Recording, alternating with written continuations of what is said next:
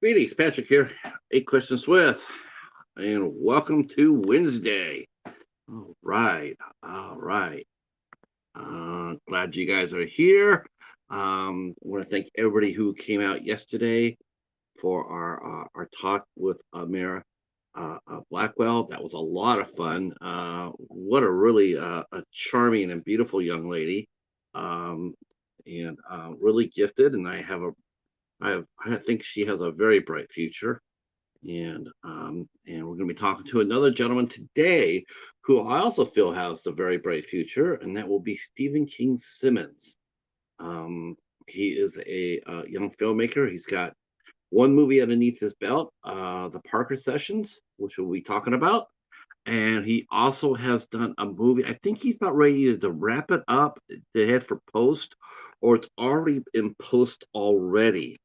And that will be Lead Belly, which is I think it's supposed to be a family horror film, from what I'm gathering.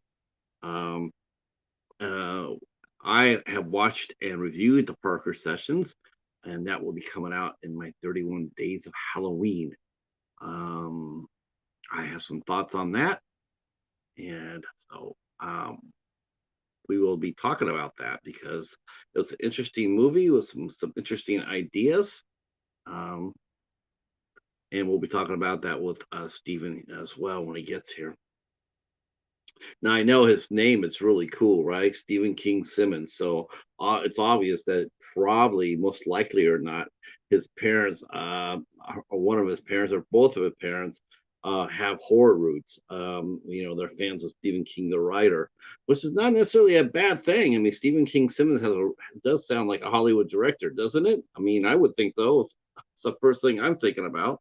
Um, and what I really liked, and you guys got to watch too, I took the picture down. Now I always go get a picture for the thumbnail, to let you guys know what's coming up on the show. And so I go through, and they know this. They know this. So we have to promote the show, so they know I grab up an appropriate picture, and I put it on the on the for the banner.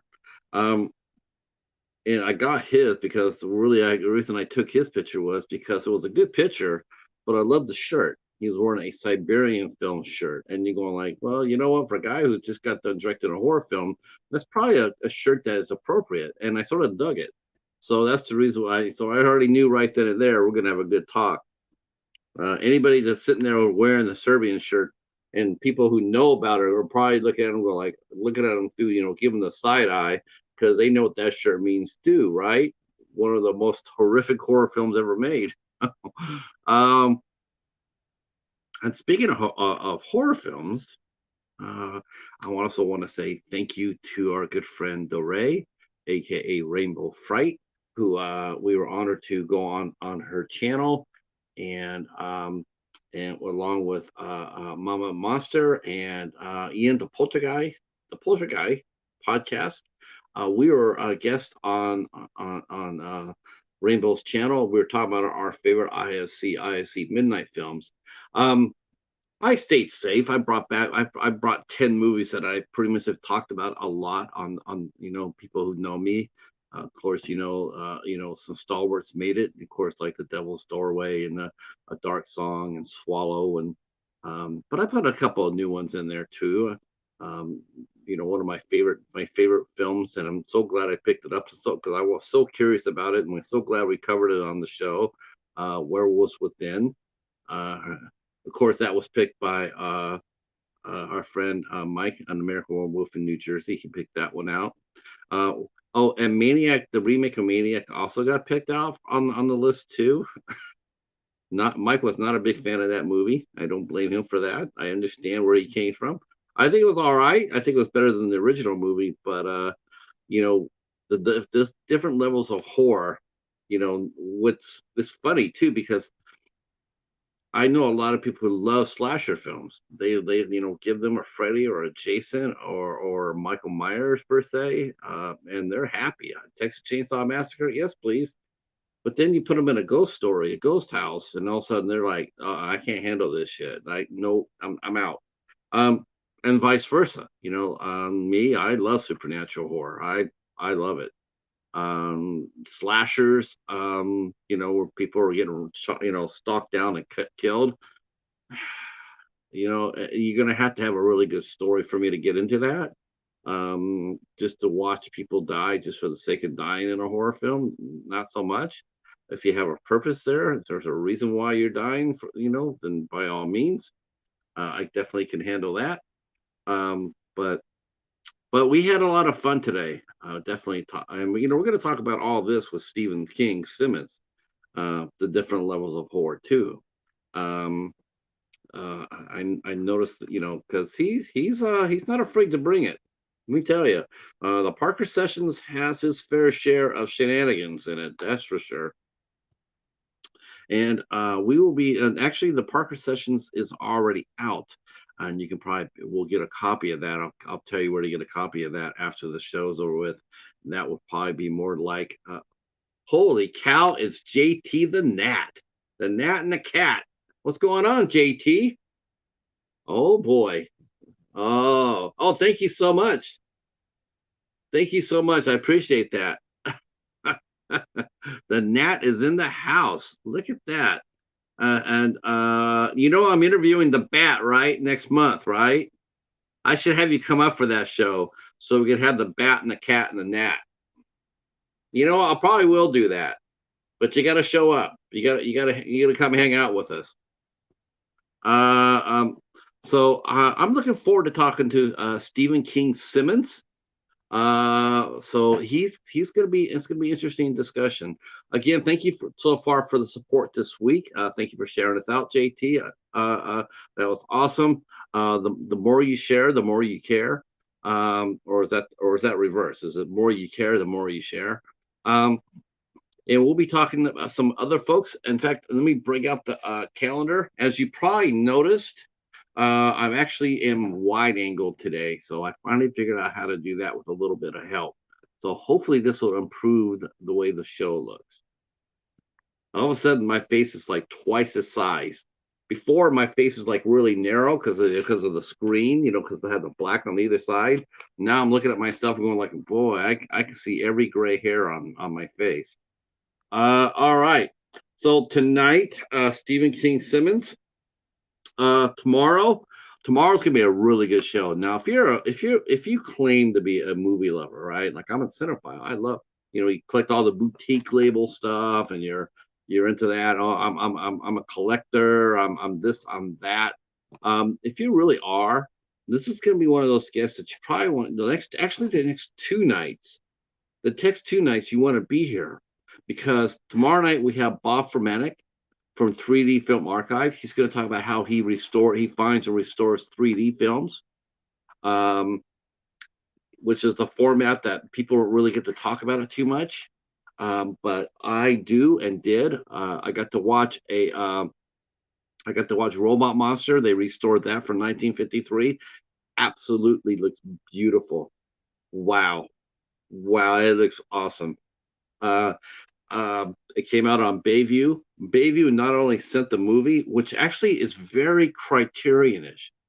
The Robot Monster movie is very Criterionish. It comes with almost over 2 hours worth of extra materials, 90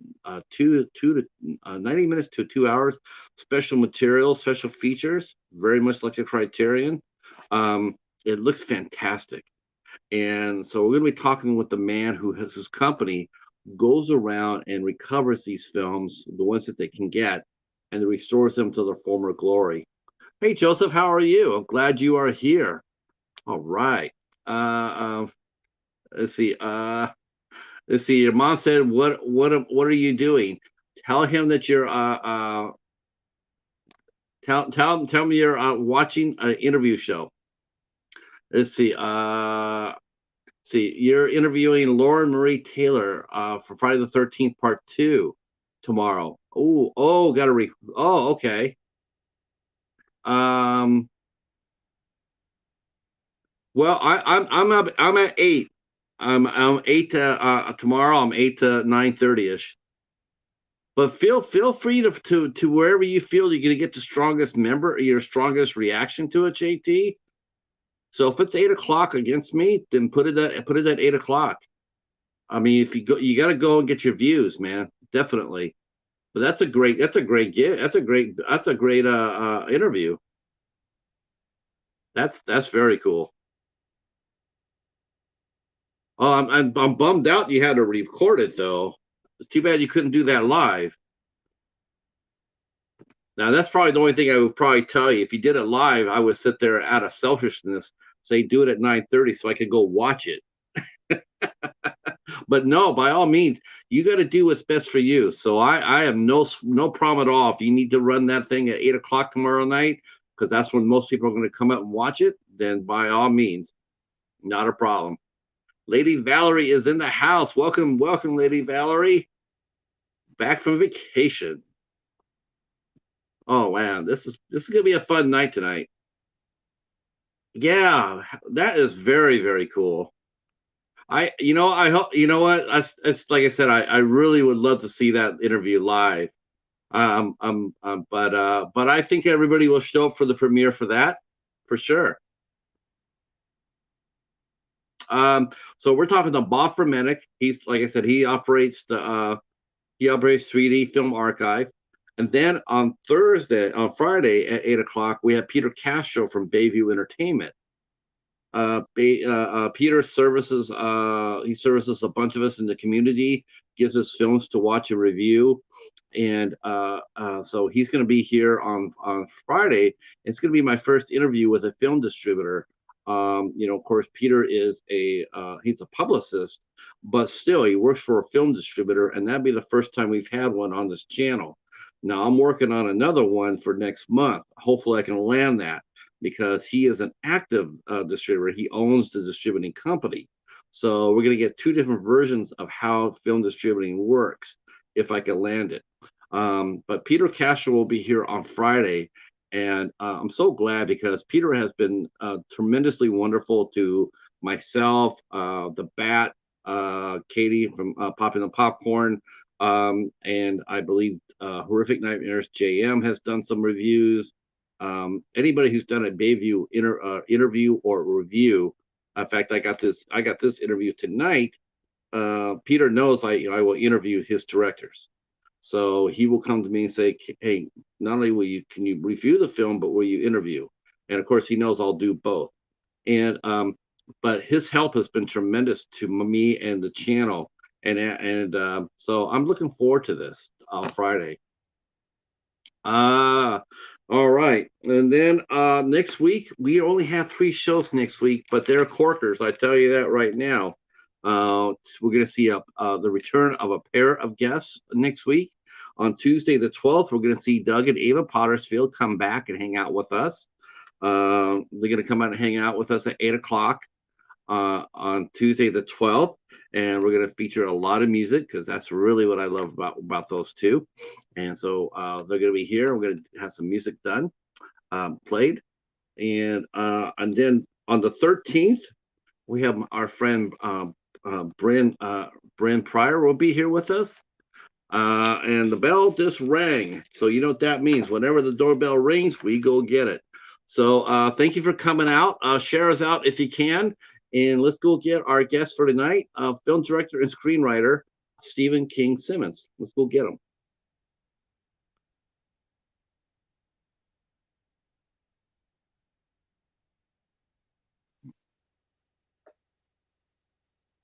How's it going? Hey, how you doing, young man? Good. How are you guys? We are doing good. I see We the are doing cat. good. I see the cat in the corner there in the icon. So that's why I was asking how are you? How are both of you doing? We are doing fine. You are now underneath the protection of the mighty Cheetah. That is who that is right there. It's the Cheetah. He is the Cheetah after the channel is named after. So I was wondering if you're gonna wear the Serbian film shirt, but which I absolutely loved. That was I just was thinking about it, and then I was also trying to find my 120 Days of Sodom shirt, but I decided to just go with the Ween a Ween shirt today. Okay. That's not bad. Bands. But that is actually the Boongish, which is the Boongish god, the god of Ween. Nice, Yeah. nice. I'm so glad you're here, and obviously, we're going to be talking about Lead Belly now. Real quick before we get into that, have you finished Lead Belly? Is Lead Belly yet? Is that? I think you're almost done with it, or is it already in post production? So we actually just wrapped production a week and a half ago, and I still have a lead belly hangover from production, if that makes sense, just from the long hours and all the work that it takes to put into a feature film. Yeah. Um, but the film that's coming out uh, on Tubi and is also on Blu-ray, the Parker Sessions. That was my first. That was my first film, and this is Leadbelly is in the same universe as Parker Sessions, Oh, just a different. really? Yeah, Now, will we see? Will we see? Will we see anybody from the Parker Sessions return in that movie? yeah, definitely. There's some cameos in there, and Danny James, who plays the counselor, the health counselor in Parker Sessions, he comes back and he's full force. He plays a character called Michael, which is loosely based off of my father, a fictionalized version of my father. Especially towards the end, just like the Parker Sessions, the film gets really, really dark.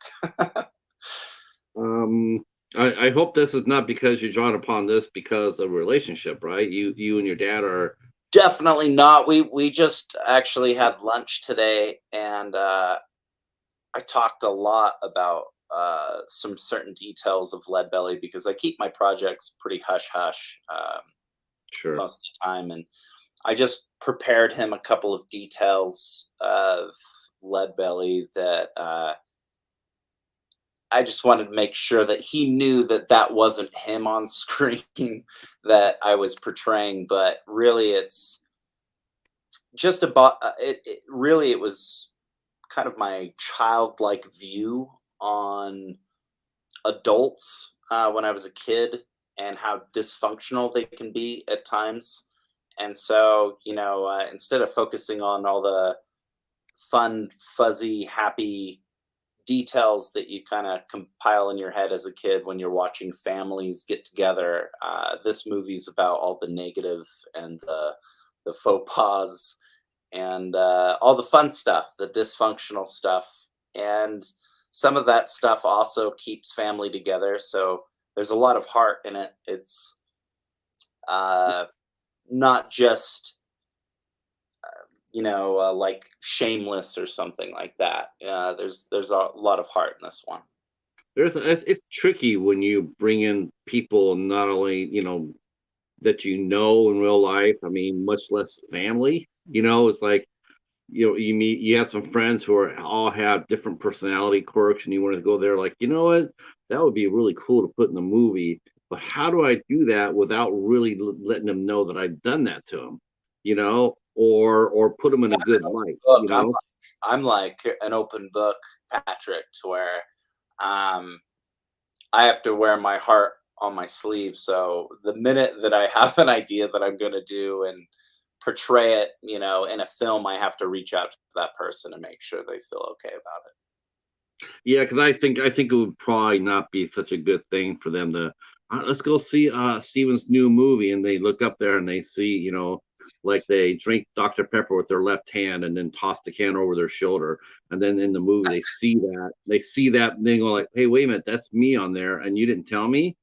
Maybe I didn't want that. Maybe I didn't want that shared or something like that. Because Right. that happens. People say I get inspired by you. Well, you're right. You have to go through that. You have to let them know that because maybe your friend's gonna become the villain of the movie. Maybe we're gonna have him as the master, the big bad guy. Maybe they're a little bit sensitive to that. I guess No, why you draw different composites, of different people, so there's yeah. not just one person. So how did your dad take it that you told him that you were going to put him or some of his character traits into the film? Well, it's interesting that you brought up. Like no one wants to play the villain. You know, everyone wants to play a cool character and be portrayed as something that the audience can look up to or think is cool. And my dad is definitely not portrayed as like, you know, a good father, but again, it's a fictionalized version. In fact, I think the things that I did put in Lead Belly were the positive qualities that I saw of my dad, but then also like some of the negative stuff that you see, how your families bicker back and forth when they're going through a bitter divorce, how, you know, there's two sides to every story, but the kid always sees both sides. They see, you know, the mom and the dad side during that, and they can be the judge and the jury. Right, and they often hear it from both sides too, like, Right. you you hear the mom say, "Your dad's a piece of poop," and your Yeah. dad saying, "Your mom's a piece of poop," and your kid's sitting there going like, he's getting a stereo style, in both ears, and a lot of times it ends up poisoning the water for both parents. They think they're gonna curry favor with one, and often or not, they don't. It's true. Um, Again, I think the child is kind of the, well, not kind of, is the silent witness to all that. Mm. And in the end, with Lead Belly, I took a lot of the positive characteristics of my father, but there's all the, you know, the negative qualities that I've seen in my family as well. You know, and that goes for going to a friend's house and seeing how their parents treat their kids, and putting that also in the film, just different characteristics but the same character built up with all these characteristics, if it makes sense. It does. It does. I remember my parents, my mom and her second husband, they didn't have the best of relationships. And I just remember trying to stay away from home as much as possible. I go have a circle of friends. I would try to stay over there as much as possible. On the weekends, I would spend the night, like I had like 3 or 4 different friends that I could do that to. And I generally just, it was a big circle. Yeah. Eventually, once in a while, eventually a couple of parents got around to it, and they're going like, you spend as much time here as my kid does. What's going on? And then then you sit there and like, well, my home life's not the best. And then for the most part, the parents would just understand that, and because you know and because I was well behaved, and didn't cause any trouble or anything like that. So it was like, Yeah. they understood what they were sheltering me from what was going on at home. So I could appreciate that. Well, it also sounds like during all that that you found a different kind of family through the circle of friends that you were going through. Um, you know, and sometimes that's actually what people do need in their life during those years that you're building as an adult. Yeah, that's true. I mean, that's that. Whoops. Did he? Uh, can you hear me all right? Oh yeah, I can Oh, hear okay, you. okay, okay. I thought thought I froze there for a second. No, No, you. you're right. You're right. I mean, and like again, now I'm looking at it, and I can understand the mining of the rich ideas and making a family movie. I mean, the Parker Sessions was like that as well. But you're right. I mean, it went from being more of a psychological thriller to just straight out madness at the end. Um, This Lead Belly compared to Parker Sessions, it goes from dysfunctional, heartfelt to batshit crazy to off the rails uh, at the end, but everything comes full circle. There's not one detail in Lead Belly uh, that is left unanswered. Same thing with Parker Sessions during the 4 acts. Every act, you find out a different twist or a different side of the story that brings the viewer closer to the plot than before. Yeah, that was a different ending. I mean, that was just that you're right. It sort of came out. like I'm sure you've heard the comparisons, so sure it's not sure you're going to hear this or already have heard this, but the movie I compared the Parker Sessions to was Hard Candy. Um, I heard that once from a reviewer, actually during the Fright Fest circuit. okay, really? Okay, because Yeah. it did bring me very much in mind. Have you ever seen Hard Candy? I have not. I saw a trailer shortly after that because when they said that, I wanted to watch the gist of it to see if there were some comparisons. But yeah, I could see some things in the trailer that might compare, but I don't know if the build up and everything is the same. No, it's your movie is totally different. It goes different directions from it. It's yeah, you don't worry about that. Um, but it did have a lot of elements to it in the beginning, but the last third of the movie completely separates. Uh, but it's a great movie. It's an exciting movie, and yours is toward the end. It's sort of like I don't want to say comparisons because I don't think that would do the movie justice. Toward the end there, the other movie that came to my mind when I was watching it was Death Wish, and I'm thinking, Oh, Death Wish. that's yeah, that's fun.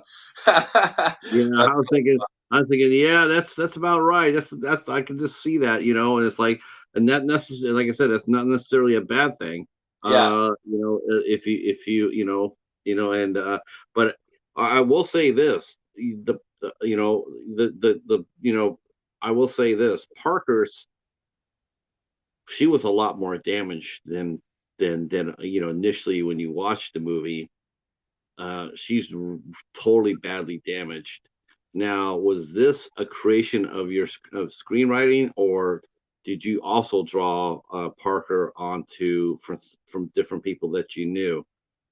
Parker actually was a fictionalized version of myself in my 20s, and going from a person that had was neurotic and had very anxiety inducing panic attacks, night terrors, um, a really bad bout of like narcissism.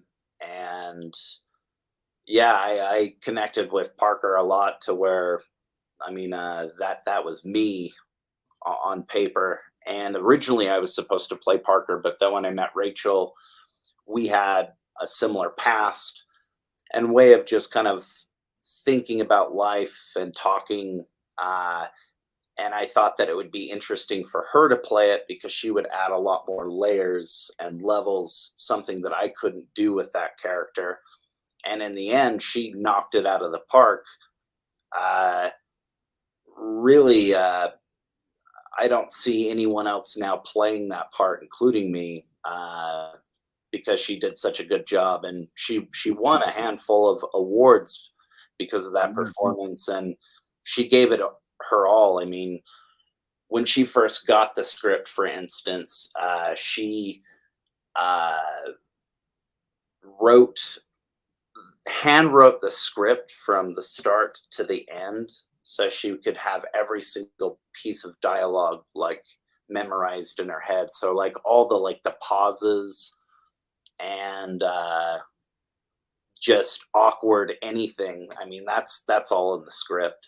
We didn't really stray or improv too much outside of the script. I didn't, that's funny you say that because I got that.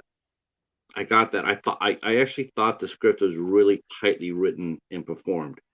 I didn't feel any improv. And you normally for a movie like that, that's what you would feel. You would feel improv, Yeah, but I didn't. I felt like those were your words, she was speaking the words, but they were yours. I also think too, if anyone else were to do those lines, they would come across, um, I don't know, kind of fake too, in a way. She really did legitimate.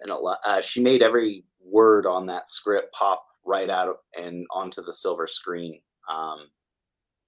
I wouldn't really see anyone else in that role, and I don't think I'll ever go back to like a Parker like character, if that makes sense. Yeah, you know what? You don't want to dip into that well too much. I mean, that well seems pretty emotionally polluted. You know what I'm saying? It's like it's Oh not yeah, necessarily. Yeah, it's not necessarily a place I think you really need to swim in. I think you yeah, made your point. I think two films will be a good. We get it. You yeah. know, Lead Belly gets a little darker than Parker, and I think my after my third horror film, uh, I'm gonna make a trilogy, and then I'm done, and then I'm gonna actually make a rom com after that. That's good. what I'm directing my energy into, is making just a really nice, loving 90s esque We rom com. we need those. Yeah, We don't and I get those. We agree. don't get those very often. We don't Yeah. get those very often. Uh, but let's before I will say I will definitely say about Rachel is one thing, um, without a doubt, and I hope that she doesn't take this the wrong way, or you for the matter of fact. But there's apps. I mean, I could tell. I know her. I know who her favorite actress is at. I know Oh, who. I know who her. would that Who is it? Huh? who would that I would definitely. I'll say her favorite actress is probably Aubrey Plaza. No, actually, she if you were to meet Rachel, and she does like the fan con stuff, the cosplay. She has her own dance team to where she does these really intricate K-pop dance groups, like dance sessions. She is the most like opposite of Parker in real life, which is really strange. Like you would never guess in a million years that would be her. She doesn't even look like that in real life. Because So because I love Aubrey Plaza, so I was watching yeah. her, and we're like, oh I, yeah, she's channeling, she's channeling. But it's a oh, good thing, It's a good thing, you you know, know. she was channeling the same kind of stuff that I was channeling in the script, which was just kind of that raw, uh, well, like how narcissistic this person could be, on camera, and how involved this character is with herself, even with her own personality. And she does a really good job. Rachel is very entertaining on camera. Um, it was really fun to cut those scenes together. Um, Going to the chat real quick. People are coming in and say hello. Thank you for coming in, James Guype. And Andre mentions that it's impressive to handwrite a full script. Yeah, that's gonna take a lot of. That's a lot of time at the coffee shop. For handwriting a whole script. Our friend Rainbow is here, and she says hello to you. So Hello. yeah. Uh, so before we get back into more of the Parker sessions, I definitely want to drift back to your origins. And it sounds like to me it's going to be quite fascinating to hear this. But tell us a little bit about where you were born and raised at. Actually, I was mostly born and raised here in Salt Lake City, Utah. Um, I'm not affiliated. Hold on one second. My dog is he's gonna mess up this interview. There you go, Bubba. That's Buster Brown. He's my furry little child. Dogs are most welcome here on 8 Questions with. And he just left the room. He's Isn't not that very always- supportive. So you're born in Salt Lake City. Now, was it your mom or your dad that were Stephen King fans? So it was actually my great great grandfather that had the King in his name, and he was so proud. And so every time when I was a kid, my family would always remind me, like your middle name's King, wear it proud. So I would always sign it in, and now I get it all the time because I like doing horror related stuff. They think that I'm putting that in on purpose, but no, it's part of my name. I thought well, one of your parents was a huge fan, and that was their way of paying respect to My him. mom is also a huge fan. I just hope maybe that wasn't the cause of King being in the middle of my name. Like, it'd be Well, it'd be like, she could she could have named you Pennywise in the middle, or yeah, it'd be like, I don't know if they wanted to name me like Stephen Carpenter Simmons. It wouldn't be the same. No, no, no. I think it's a great name, and I would just go with my mom was a huge fan. I think and because well, it is a little unusual because I'm trying to think of how many Stephen King fans I know that actually live in Utah. I don't know that many because did you grow up in the church Oh, in Utah? no, no. I probably have gone to church maybe 3 times in my life, and it just wasn't for me. I just I can't get into it, and that's nothing, no reflection, because my dad is very, very into the church, and my mom's uh, a devout Catholic, you know. But I have no. I'm agnostic. I know that's the most boring answer, but that's what it is. I think I see a dog. Do I see a dog and a cat behind you? No, that's just Buster being a goofball. Oh, okay. He's all over the place. All right. Yep. He's stealing scene. Um.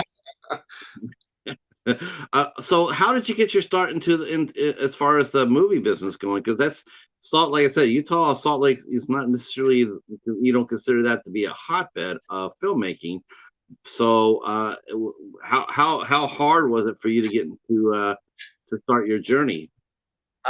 When I was a little kid, I used to film little short skits and short films. Buster, come here, Bubba. You goofball, come here. Look. I used to film these short films with my friends in the neighborhood. Oh man, he's gonna. I'm gonna do this. Come here. Buster is taking over the interview. There we go. What kind of dog is Buster? What kind of dog is Buster? He's a Shih Tzu, Uh-huh. and he's And being a little Shih Tzu right now, but a little Shih Tzu. he's a cutie pie. Uh, do film directors have muses? Yeah.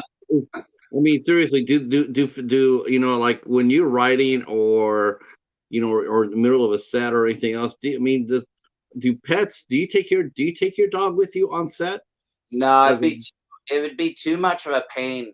Like I would be worried too much about Buster and what he's up to on set. And when you're on set, you got to be like on your guard at all points. Otherwise, it's doomsday. And yeah, starting off doing films, I used to do these short films with my neighborhood.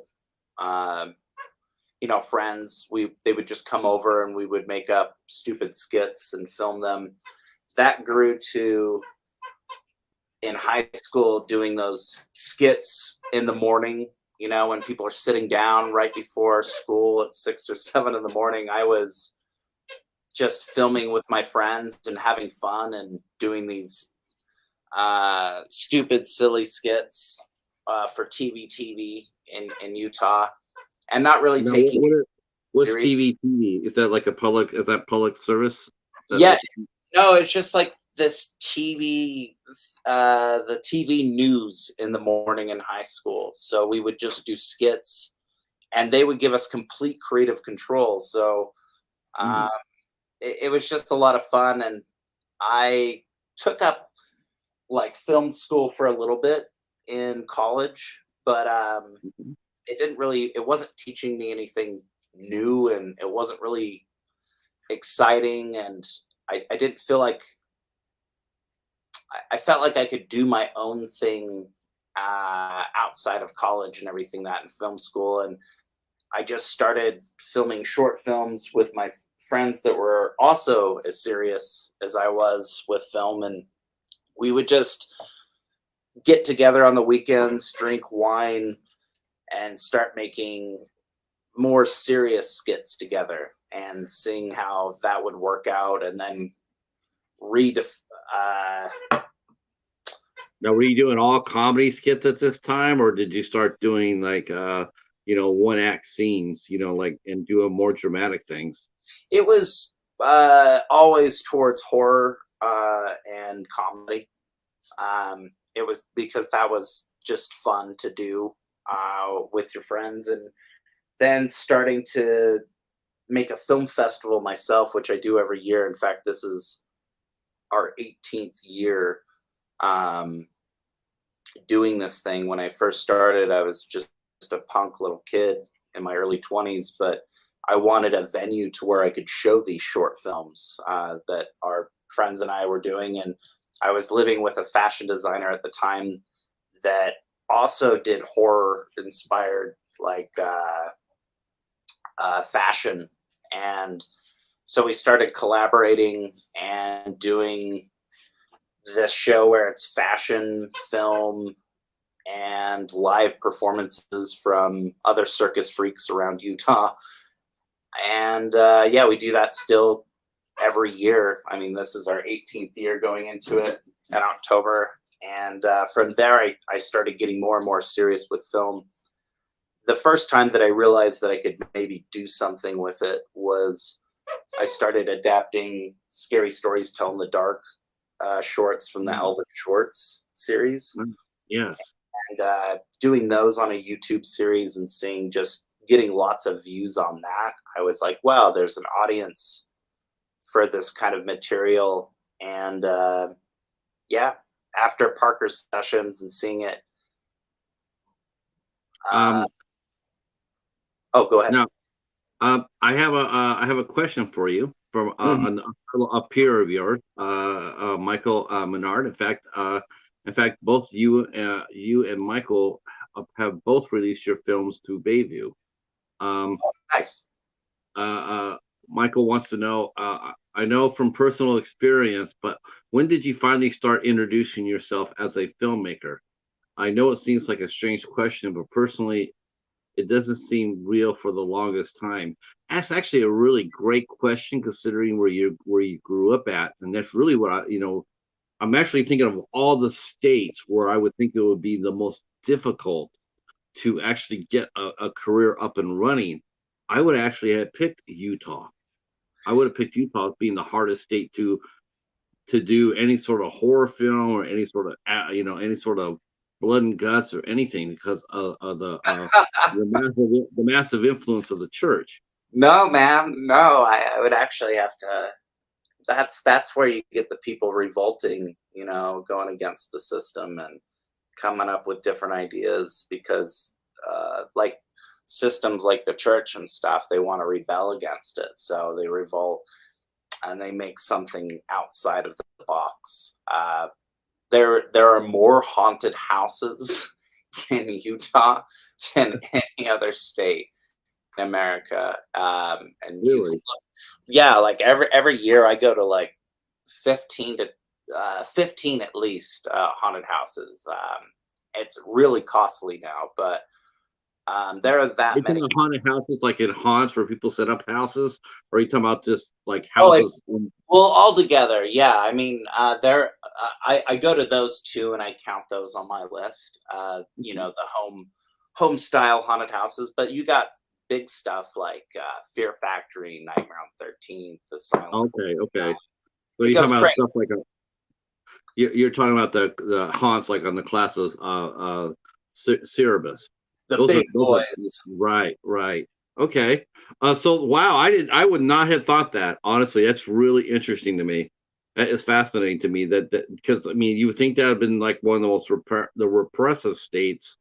But I guess now people are I guess they're flexing their free will and they're able to do filmmaking such as yourself. Did you make the Parker sessions in Utah and Lead Belly? Did you film both in the state? Yeah, in fact, I actually filmed the Parker sessions in this house. In fact, one of the scenes where she's dragging a body, she drags it through this room right here. There's a bloodbath scene. I don't want to, no spoilers. There's a bloodbath scene in the Parker sessions to where we filmed it in my kitchen, and it's been 2.5, 3 years now, and I still find blood somewhere around the house because we had to shoot it 3 different times.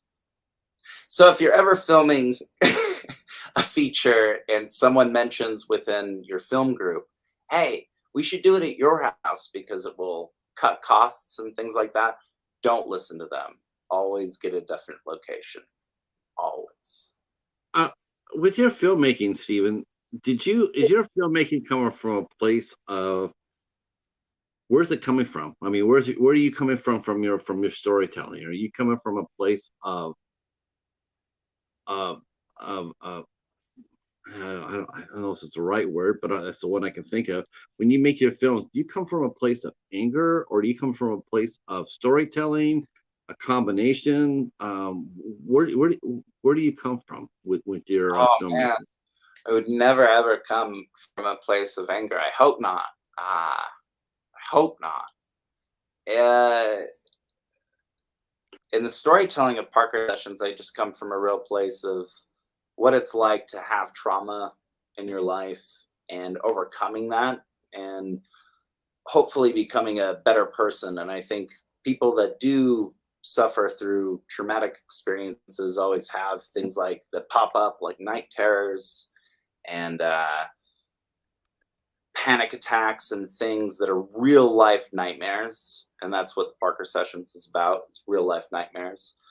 And the lead character trying to overcome that from her dark past, and in a really wicked way. And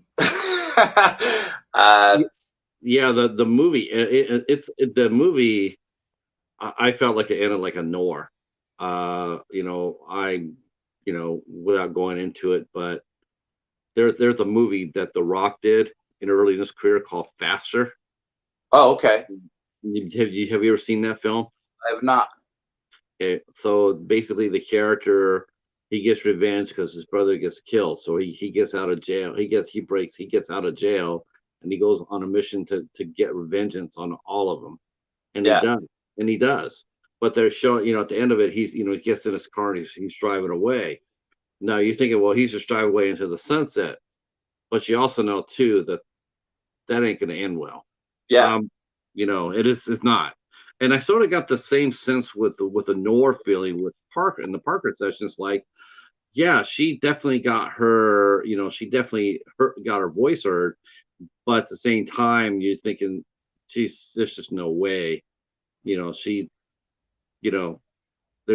not going to be a happy ending for her, because this is just not. It's just way too out there to get away with that. And I don't necessarily feel like, I don't necessarily feel like I didn't feel sorry for her. Yeah. I felt like she needed to do what she did. She did it, and I understand that. And while I wouldn't condone it, I wouldn't condemn it either. I understand it.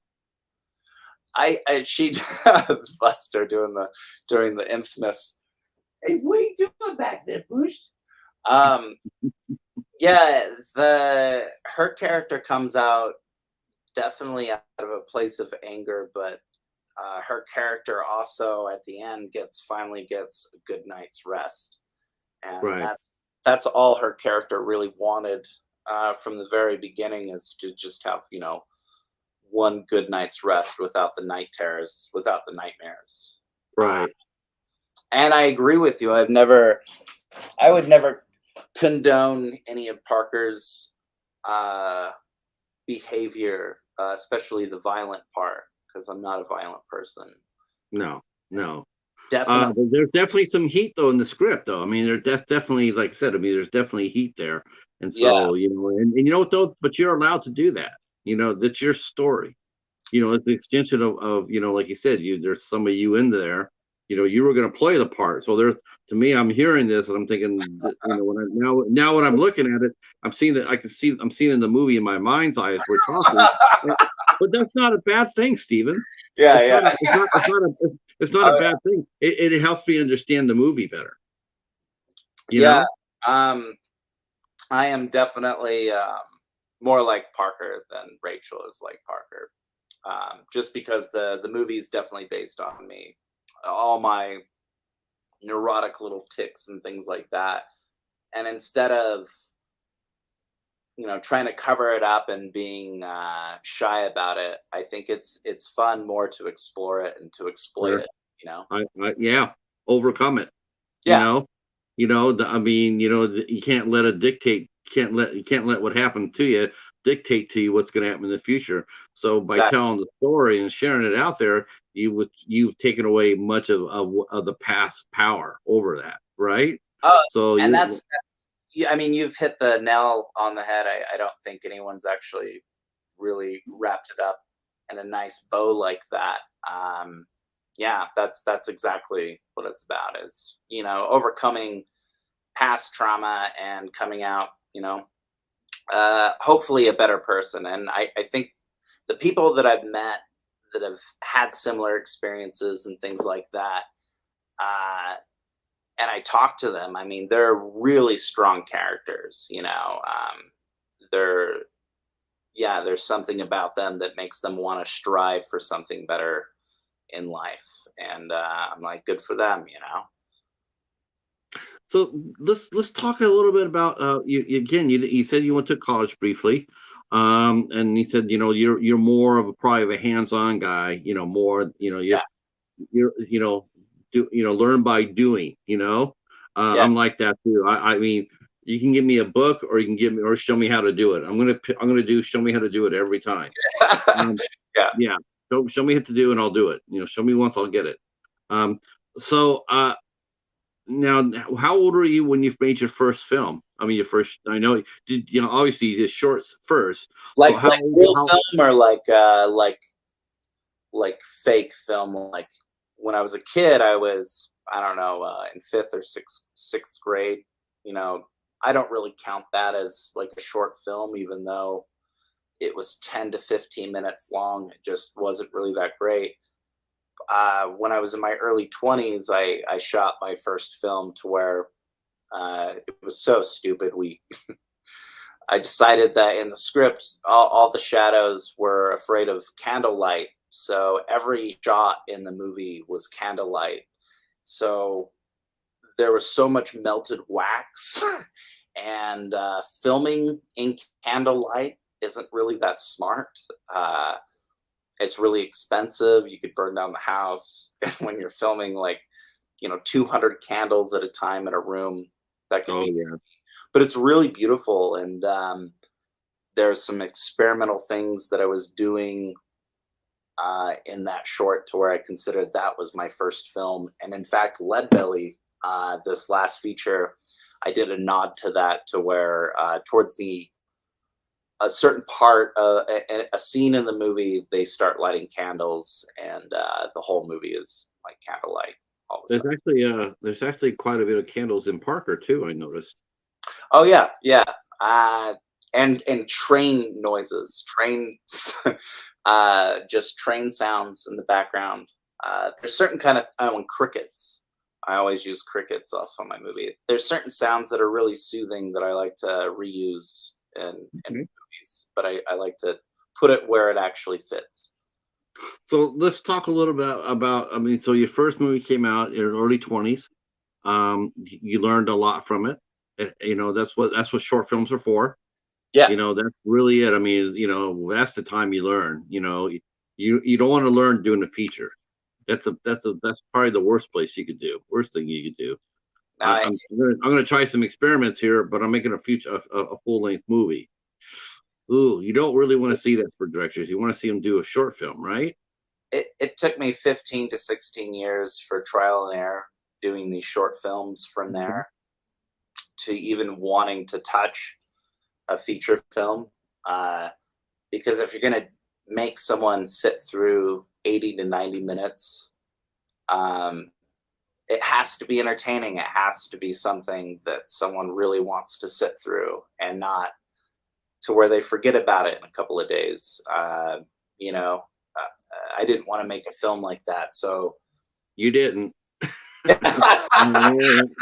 didn't. Parker Sessions is there's a lot to be, there's a lot going on in that movie. yeah. In Leadbelly, there's so much going on. Here, I'll even share this for a second. This is fun. Oh, this would be a treat. In Leadbelly, there was so much going on to where I have these all over my house, and they're just little cliff notes from the scenes, certain scenes of Leadbelly, to help me keep on track. And even then, we got lost in production trying to stay on task because there's a lot going on. Why handwritten instead of computer? It helps me remember better, and when I see it, when I can see it around my room, I can just pinpoint to a scene as I'm actually writing the script. These notes are cliff notes from flashbacks, because with Leadbelly, just like with Parker Sessions, it goes back and forth, and I don't want to ever have continuity issues in the film, because it brings the audience out. I take it you storyboard then. Oh yeah. Now how? Oh wow, something going on? No, well, no. I was talking about a Dark song earlier, so that could be it. It's just it's just warm here today. So let's talk a little bit about your casting. Now, is there or just filmmaking in general in Utah? Is there a community there? You said it was 15 or 16 years. Was that because there was a lack of filmmakers in around you? Do you bounce? Do you ever get together with other creatives and bounce ideas off them? I don't know. Artists are kind of picky, man, and like wherever you go, I feel like they're also competitive. And yeah, I can see that. It is a happy family. Oh man, that even sounds bad when you say family in the conversation. It usually means it's bad. No, how many filmmakers do you think do you know personally that within the Salt Lake City film community? There are a lot. There's a filmmaker that he was a Utah local, Dustin Guy Difa. He just came out of the Tribeca Film Festival with his film with Michael Sierra. I think it's called The Adults. There's a huge Kenny Riches was also out here. You've got the director of Napoleon Dynamite. They're out in Provo or Park City, somewhere. Okay. There's a huge film community, especially with like the Film Commission in Park City. Huge sound stages. You've got 4 seasons in Utah, so everybody loves to come out to film in Utah because you have the 4 seasons. Right. That makes sense. Yeah. I was just wondering how hard it would be to get, is it easy for a filmmaker to come out from out of state to come to Utah? Do they offer incentives? Yeah, you have to I'll go through with Leadbelly. I did out of state auditions, and I also did in-person auditions. With Parker Sessions, I just knew who I wanted to play the parts. And with Robert, who Danny James played Robert, I actually went through 3 different actors on that because no one wanted to play that character. They wanted to do it, and then because I was behind it, and they wanted to do something, different. And then when they read the script and they got in the middle part, they didn't want to play Robert. No one, like I said earlier, from the beginning of our conversation, no one wants to play the villain. No one they want to play someone cool on camera. But Danny was actually into it. He wasn't afraid to play someone so villainous. I don't know if villainous is a word. I don't think it is. Yeah. What? Hmm. No, I don't. Yeah, I don't know. I'm not really sure. Like you really. That's the one thing about Parker is that you weren't exactly sure of his, what he has done or had not done. Like are we seeing Robert are we seeing what Robert is through the eyes of the storyteller? Or are we seeing it through the eyes of Parker? I mean, because obviously Parker's view of everything is askew right off the bat. We don't know what's real or what's not real. Yeah, With she's Parker, not a real. we don't know. We're not even sure if Robert had actually done anything, or was it all just in Parker's head? Was he innocent or was he not? I mean, it's you're not really entirely 100% sure.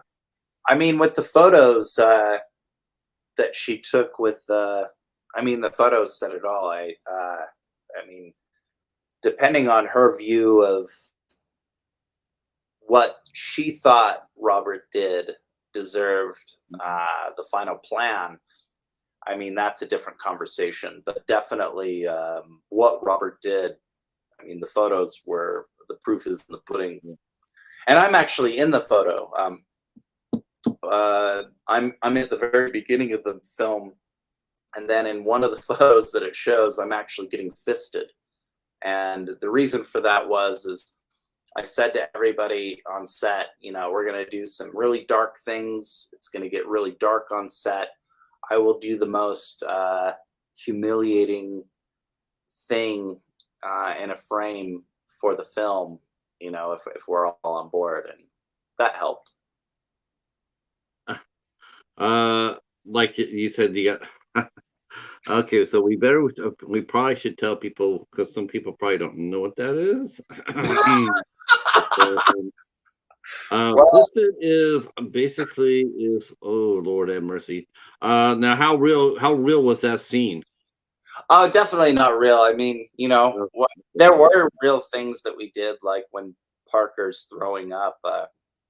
Rachel got sick on set because with her character, she's drinking wine. She wanted to drink real wine, not fake wine. Drink that, which is in the film. It shows her drinking the wine.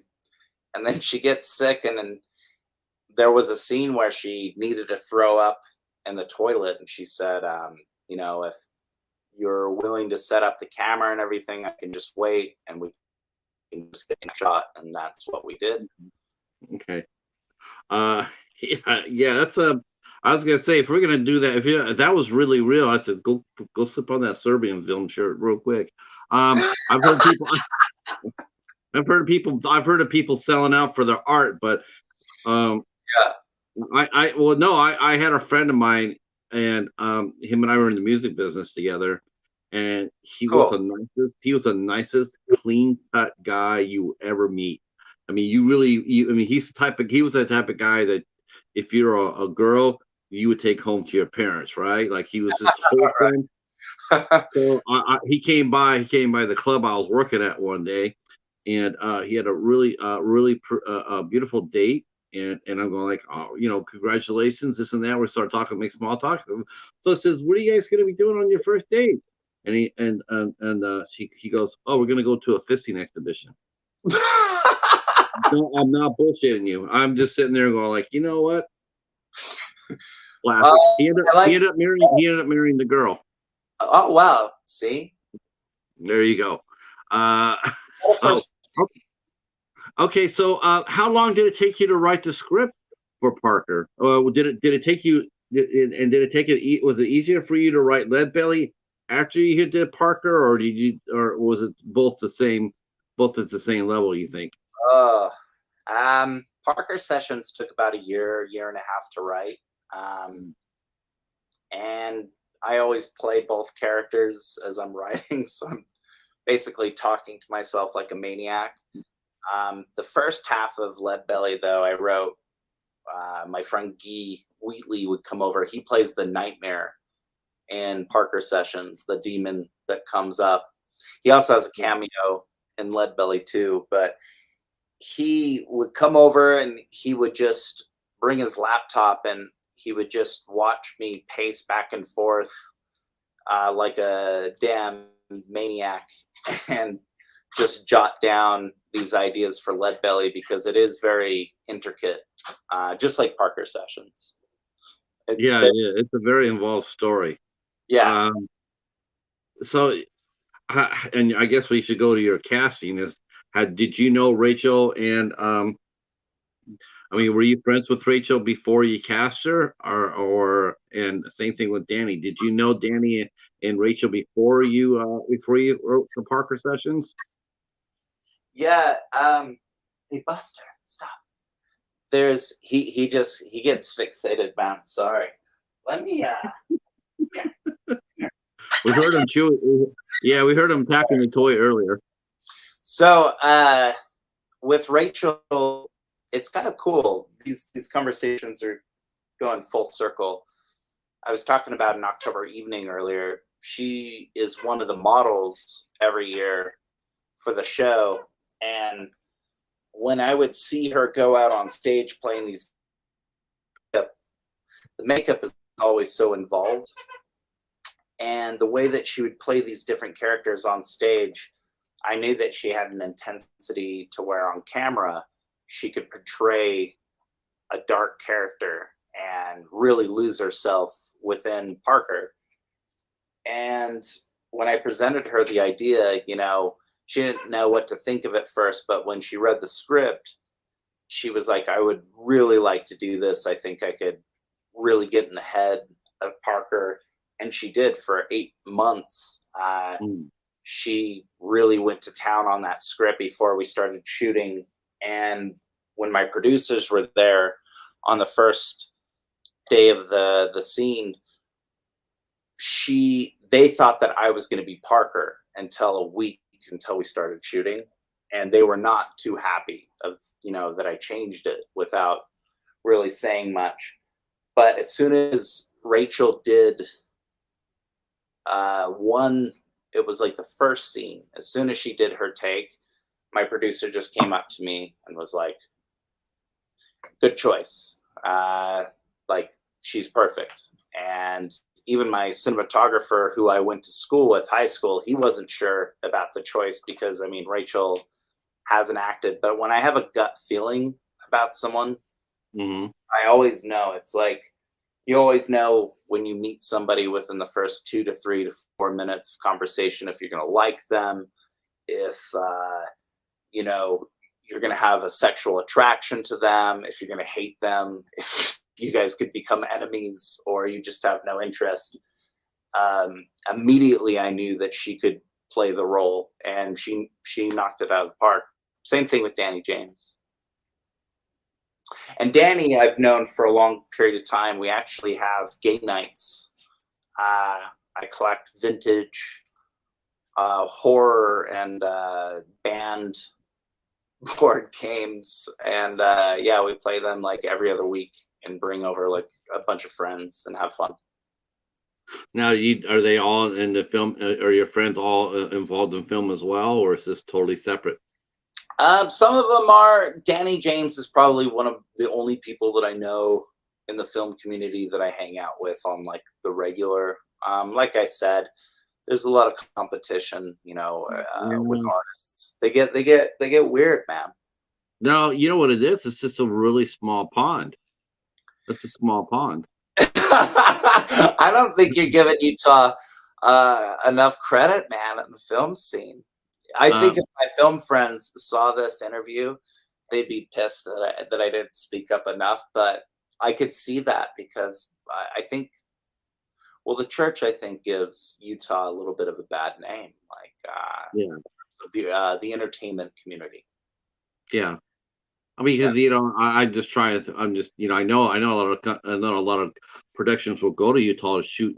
Like you said, the outside, the woods, the mountains. I mean, they're yeah. all about that. But to sit there and say go to the mayor of Salt Lake City or the city council and sit there and say, yeah, we're gonna do it. We're gonna do heat in Salt Lake City. How about that? Are you okay with that?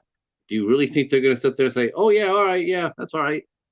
Heat would actually be probably cheaper shoot. If there was Heat 2, it should be shot in Salt Lake City. That, from your mouth to God's ear, right?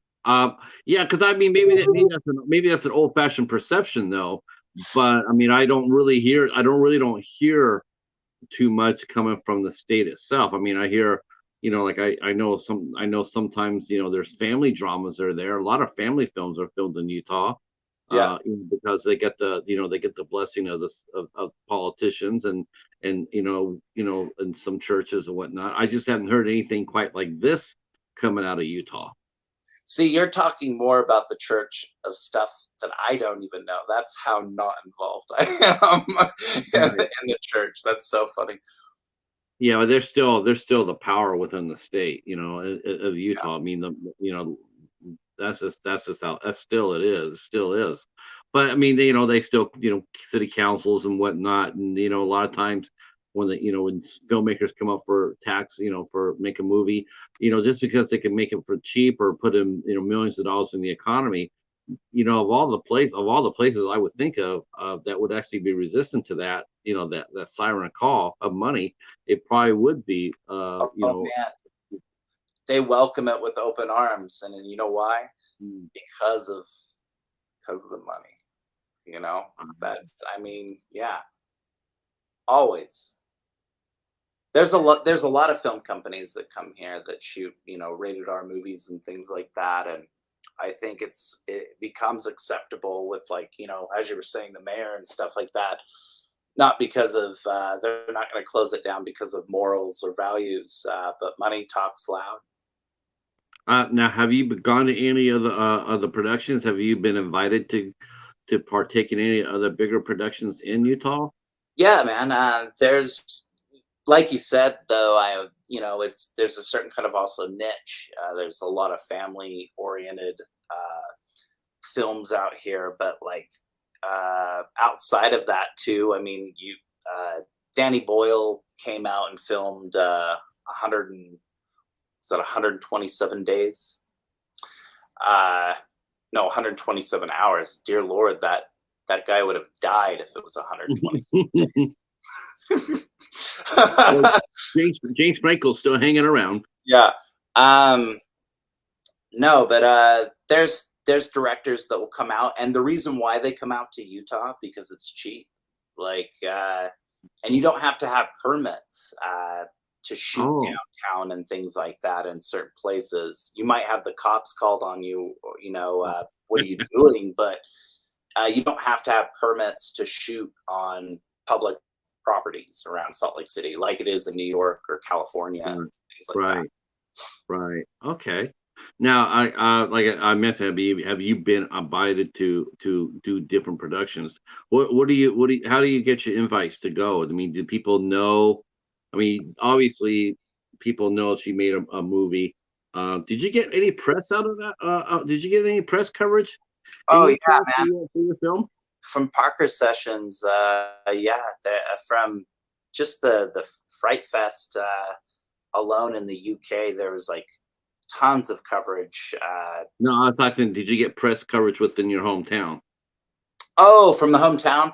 Yeah, not yet because we're actually looking into doing a premiere screening in October for the Parker Sessions at an art house called the Salt Lake Film Society, and I'm actually setting that up this week with BayView Entertainment. So I hope we get the full green light on that, and we'll have a 2-week theater run down in Salt Lake City. That would be very cool. Yeah. That would be very cool. I would hope that your peers and your fans would roll out for that. That would be a big boost. That would definitely be a big boost, big You step. know, we did have we sold out a screening during Film Quest which is a genre film festival in Utah, and that's up in Provo, and it's known as being one of the top 25 genre film festivals in the world. And yeah, we sold out a screening up there, and that man in Provo, that's like the town of the Mormons. Like that is the LDS community out there, and to sell out there, no one walked out of the screening because of the material and everything, and everybody was really cool during the Q&A. No disruptions or like critiques just because of based on religious beliefs. And there was even a awesome after party. In fact, Film Quest was one of the few film festivals during the festival run with the Parker sessions that I felt was just a lot of fun. They welcomed the film with open arms, rather than hesitations, because of the material. It is really dark, and I get that. Now you mentioned that you want to do a trilogy based on Parker Sessions, Lead Belly. Will you try to complete that trilogy next? I mean, as soon as I know Lead Belly's still in post, but I'm sure you're already writing the third movie. Will that be your the last part of the trilogy, or are you gonna break it up and maybe do your romantic comedy, then come back and revisit the trilogy? You were talking about earlier, Patrick, about like being around the dark material, all the time, and how that may affect the mind. And I think after I'm done editing and doing the soundtrack for Lead Belly, romantic comedy is gonna sound pretty good. Yeah, I gotta master it, but it's going to some dark places, and I think after that I need a break. So I have been thinking about going to rom-com, but there's something about just continuing and doing going into the horror genre and having fun with it. So it's funny because a lot of us here we review films. We review films. A lot of people, that's all they do. They watch and they review horror films. Me, I'm all over the place. I will review anything. I'll watch anything and review anything. And I just feel like, man, you just can't stay in one genre all the time. You just and the worst thing that could happen to both either a film reviewer or a filmmaker is they become jaded. They become like, all right, I'm doing another one of these, and then and there's no empathy. Like so with Parker, you feel empathy for her. I mean, if you're a lot of horror people, they like you always know somebody's really sort of doomed is when you bring up a horror movie and the first thing they mention isn't the characters, it's the kills. It's like Halloween ants. Oh yeah, did you see that person, how they put the axe through their head? When you hear or Saw, oh, that was a cool ass trap. When you hear people talk like that, the first thing they bring in mind to your movie, that's when that that's just like, wow, that person's really out there. But when you start talking about the characters, like we're talking about Robert and Parker, Robert Parker. Oh, okay, that's cool. Maybe you should do a Spencer movie. Okay. Do you know who Robert Parker is? No. Enlighten me though, please. Robert Parker is a very famous detective writer. He actually passed away a few years ago, but he wrote a series of characters. He wrote Spencer, he wrote Hawk, and he wrote Jesse Stone, which they did a series of movies with him with Tom Selleck. And Spencer, they did a series with Robert Urich back in the 80s. So I'm looking at Robert Parker. I'm like, okay. What's your favorite out of those? If you were going to recommend someone to see it. Definitely Spencer. Okay. Spencer. Yeah, definitely. Great stories. Fun read. But if I was going to take you, if we were going down the dark side, down the rabbit hole, I would tell you to read Andrew Vax. And Andrew Bat. yeah, and I'll write it in the chat here. And I will tell you right now, bring extra rope because you'll need it to get out of the hole.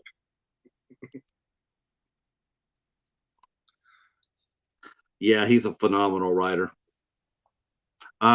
Okay, so yeah, I like the idea about the rom-com. Now, would this also be based on your life experience doing something like this, or would this actually be a original idea? Yeah, I think after Lead Belly and my last of the trilogy, because with Lead Belly, I'm going back to uh, when I was uh, 12 to 15 and my last years with my late brother. And it's a tribute to my late brother who passed away. But Oh, it's man. really just like, putting so much of yourself on paper, on script, and then putting that on the screen and then having that become your life for a little bit. It's something that I want to get away from after the next film. And so the I get rom-com, it. it will definitely just be, I'll separate myself and go completely just in comedy. That's Yeah, losing a brother is never easy. yeah. Um, And there's even in Lead Belly, I portray my brother not in the best of light, but I mean, that's the that's light you saw him in, though, right? what That's the light, but that's the light you saw him in, right? exactly. And So that's that's your truth. You got to tell your truth. yeah. And even though I love the man to death, you know, there were still these things, and how older siblings treat younger siblings. It's far from bullying. It's almost abusive, at times. Now, were you the older brother or were you the younger brother? Oh, definitely the younger brother. Definitely the one getting the shit beat out of. Yeah. Yeah, yeah. I was the older brother, but I never did that. But I was the older brother when I lost my brother. So Oh, yeah, I'm so sorry to hear that. yeah, it happens. That's what I mean when you started telling that. I'm going like, I can relate to this. Uh, but me and my brother, we had a good relationship. I mean, we were getting closer. I wish that we could have gotten even better closer, but things happen. But Yeah. yeah, I get it. Um, so what's next for you as far as now? Have you are you what do you do to keep yourself busy in between projects? I mean, what do you like to do when you're not making a film or producing it or you're working on the film festival? What do you like to do for fun and relaxation? Man, usually I'm working on an art project.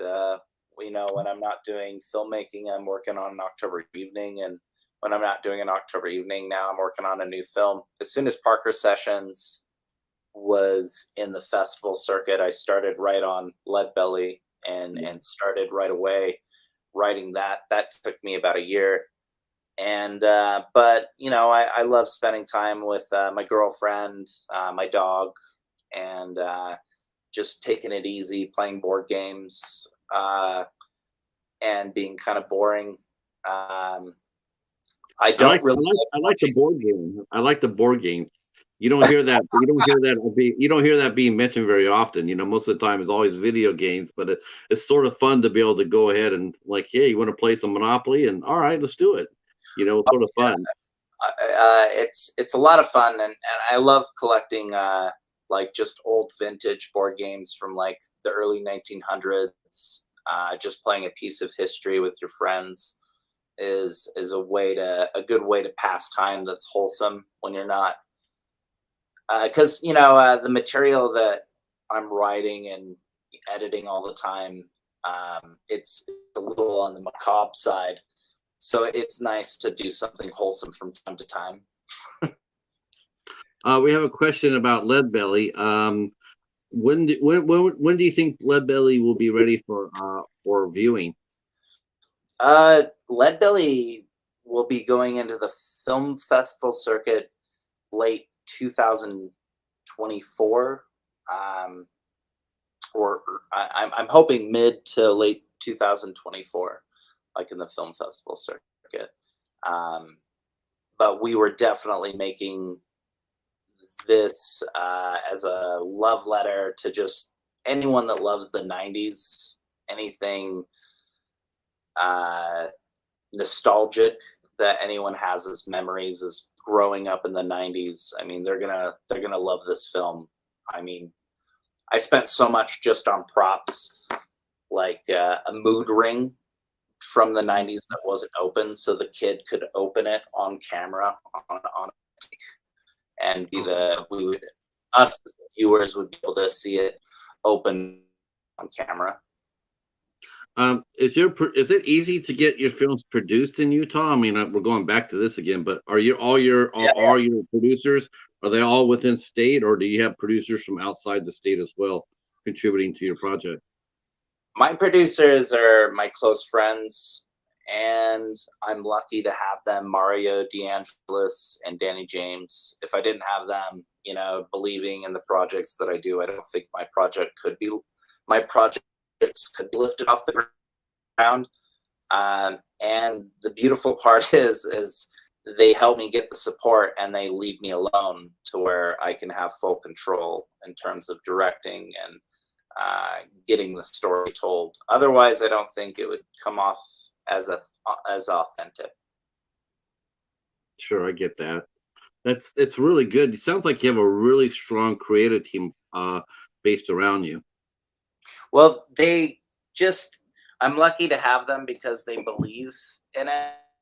If they didn't, because they know how much time that I spend. Oh man, my dog is going nuts. He's out for my headphones. He's out for my props. Your dog is stealing the show tonight. He is Buster. Buster needs to be interviewed by himself. Buster Brown. He's usually a really huge sweetheart. I think he doesn't like attention away from him, which is funny. No, they don't. No. When it gets a little bit colder here in Michigan, when it gets a little bit colder, like if Yeah. we were doing this like in December or January, the cheetah would already made like 4 or 5 passes. That's funny. Yeah, all you would have seen is just a huge ass cheetah walk in front of the camera and just keep going. Yeah. And you don't necessarily tell him to get off the table either. It's like, okay, whenever you want to go, that's fine with me. It sounds like this is going to be a lot of fun. It's going to be a lot of fun keeping track of what you're going to do, for sure. I'm looking forward to seeing Lead Belly as well. The Parker Sessions is out on Blu-ray from BayView Entertainment. I'll be putting the link down in there and that into the description, along with your website and your Instagram page. If people wanted to write you and say hello, what would be the best way for them to do that? Would it be through Instagram or? Yeah, through my Instagram, hit me up. I'm always friendly, willing to talk about film, and if anyone's ever trying to even make it in to the film business on an independent level, would happy to give some advice. I want to thank you for coming out and hanging out with us, Stephen. Totally appreciate it. I love picking your brain about your process. I mean, it's fascinating. It's a pleasure talking to you. Yes, it's been a great pleasure talking to you. I reviewed your movie already. I reviewed it. It's going to be coming out on the 1st of October for my 31 days of Halloween. Oh, cool. And, thank you. Yes, yep. So that you'll be leading it off. It's going to be interesting to see what happens with your other two, with your 2 actors as well. I'm definitely going to keep an eye on them and their track, because they seem to have, like I said before, they got some skills. Rachel and Danny James, they seem to have some serious chops, and it'll be interesting to see, as because you said this is Rachel's debut, right? She never acted before. Yeah, I'm excited to see what Rachel does next, because I know that she's going to kill it. If I were to ever do something lighter that was away from the horror genre or like a dark drama, I would definitely hire Rachel on for a comedy just switching her character up and seeing what she could do with a variety, because she really is a chameleon in terms of way of portraying any character that comes to her. Danny James with Leadbelly, his performance, I can't tell you how incredibly crazy it is in the transformation and the character development of who he is from the very beginning of the movie and at the end. It's insane, and I think he really nailed it this time around, playing my fictionalized dad. And Dad, I'm sorry when you see the movie. I'm sure your dad understands it. I'm sure he understands. And like I said, you're telling your truth, right? You're telling it how you see it. There's no apologies for it. It's just like, if the most thing he could do is ask you, is that how you see it? And you say, yes, that's how I saw it. And then you guys can go from there. Yeah. Okay, well, at least you're being honest about it. You're being honest about it. Yeah, I'm looking forward to. It's funny because I mentioned before about Rachel, like I said, when she's channeling her Aubrey Plaza, and the thing about it is, though, it's like you're saying, you want to see how she does in comedy, and the thing about it is that's sort of reversal what Aubrey did, because Aubrey was known for comedy, quirky comedy. Oh yeah, now she's segue into drama. Now she's doing more dramatic roles. Yeah. And now we're going to go ahead and see Rachel go from heavy dramatic role into more light fare. It'll be interesting. I'd like to see what she do. I'd like to see what she do in a rom-com too. Yeah, I think she would really, because she really goes with all the different levels. She always surprised me with, and every take that she would do, she would give a different performance, like slightly. So she would give you a variety. I can't wait to see what she does next.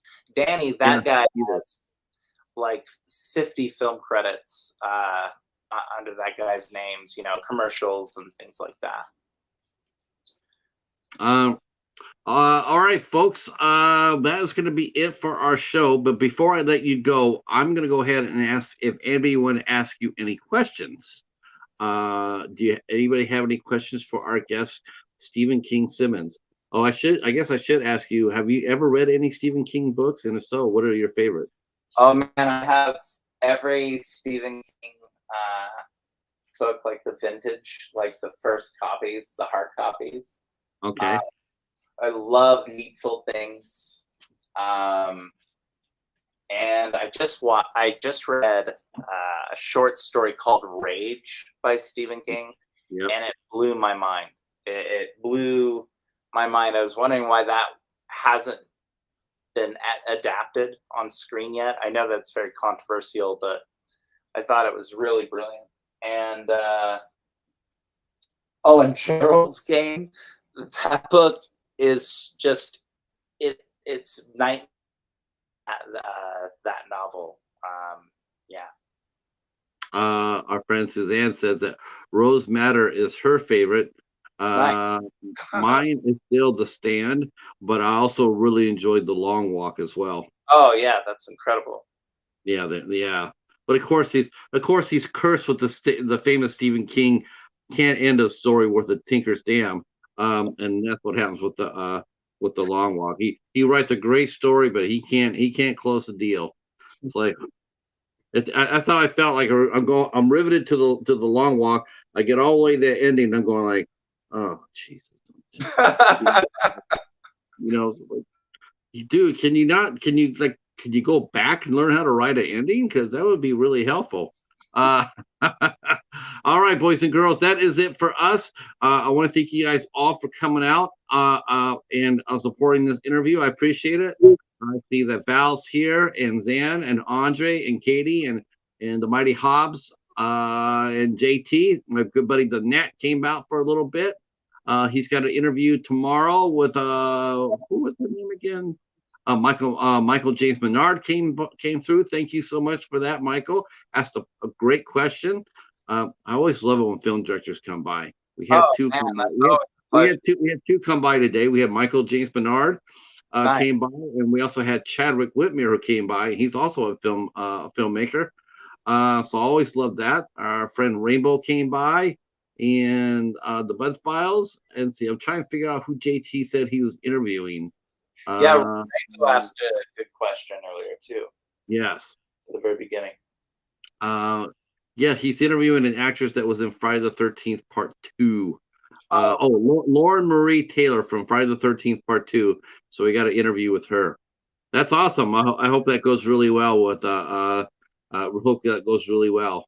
I always, those are great guests. Those are great guests.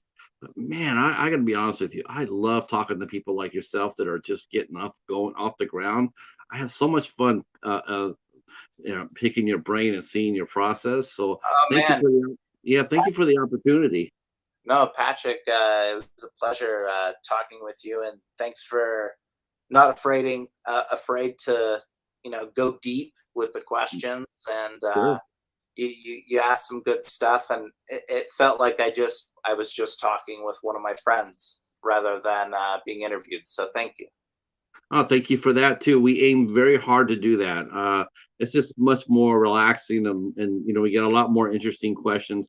I don't do preset questions. I think they're Yeah, boring as hell. You know, I appreciate that. no, no, no. That's But funny. tomorrow night we will have Bob Fermanik from 3D Film Archive will be here at 8 o'clock. His company restores 40s and 50s and 60s 3D movies. So he'll be here tomorrow and tell us all how he does it. And then on Friday, 8 o'clock, we are welcoming in Peter Castro from BayView Entertainment. Rad, rad. Yeah, Peter will be here and he'll be talking about film distributing. And Great. I've never had one. I've never had a film distributor on, so I'm really Oh, looking forward to talking to Peter. so cool. Uh, so everybody come on out for the last two shows of the week, and we will see you tomorrow with Bob Fermanik. Thank you so much. Stay right where you're at, Stephen, and to the chat, I'll say good night, and we'll see you tomorrow night. Peace. Thanks, Patrick.